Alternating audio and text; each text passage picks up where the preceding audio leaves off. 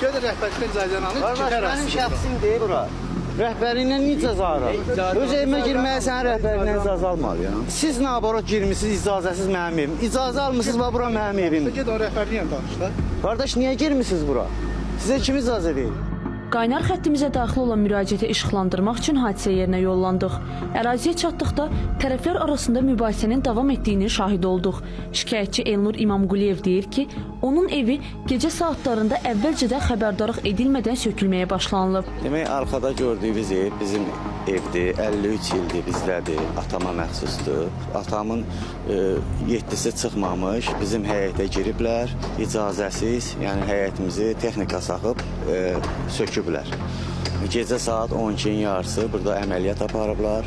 Gecə 12-nin yarısı mən gəldim və burada tikiliyini dayandırdım, 102-yə məlumat verdim. Onun sözlərinə görə məsələ hazırda məhkəmə icraatındadır. Lakin buna baxmayaraq ərazi hasıra alındığı üçün evlərinə girə bilmirlər. Burada gördüyünüz ərazidə evlər var idi, heç kimin sənəti yox idi. Amma mənim sənətim var əlimdə, Nazirlər Kabinetinin verdiyi sənətdir. Mən ekspertiza gətirmişəm, qiymətləndirmə var. İndi sizə göstərərəm, hamısını təqdim eləyərəm. Bunlar özləri bizi məhkəməyə veriblər. Biz də qarşılıqlı iddia vermişik. Məhkəmədə bizə göstərdilər ki, 147 min bizə pul təklif edirlər. Biz də onunla razılaşmamışıq. Təbii ki, məhkəmə gedir. Məhkəmə gedə-gedə hal-hazırda mənim evim dağılıb, ərazimi bağlayıblar, həyətimə girişimi qadağan edirlər.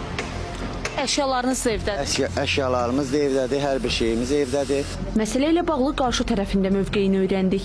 Kristal şirkətindən bildirildi ki, sözügedən ərazi şirkətin rəsmi mülkiyyətində olan torpaq sahəsidir və həmin ərazi üzrə bütün tikinti işləri təsdiqlənmiş layihə və mövcud qanunvericiliyin tələblərinə uyğun şəkildə həyata keçirilir.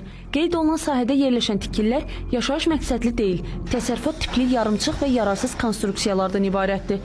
Buna baxmayaraq, özünü həmin tikilinin sahibi kimi təqdim edən şəxs tikinti prosesləri zamanı müxtəlif vaxtlarda ailə üzvlərini əraziyə gətirərək burada yaşayış görüntüsü yaratmağa cəhd eləyir və məsələni ictimai müstəviyə çıxarmağa çalışır.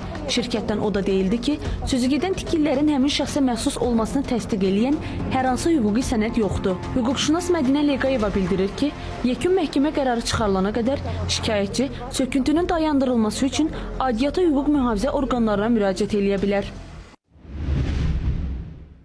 Tərəflər arasında kompensasiya məbləği ilə bağlı razılıq əldə olunmadıqda və məsələ məhkəmə mübahisəsinə çevrildikdə artıq hüquqi vəziyyət dəyişir. Belə hallarda mübahisə məhkəmə qaydasında həll edilməlidir və yekun məhkəmə qərarı qəbul olunana qədər hər hansı söküntü və ya məcburi çıxarılma həyata keçirilməsi hüquqa zidd hesab olunur.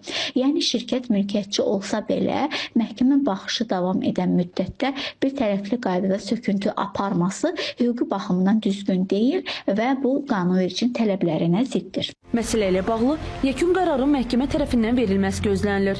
Tərəflər isə hüquqi proses çərçivəsində iddialarına davam etdirirlər.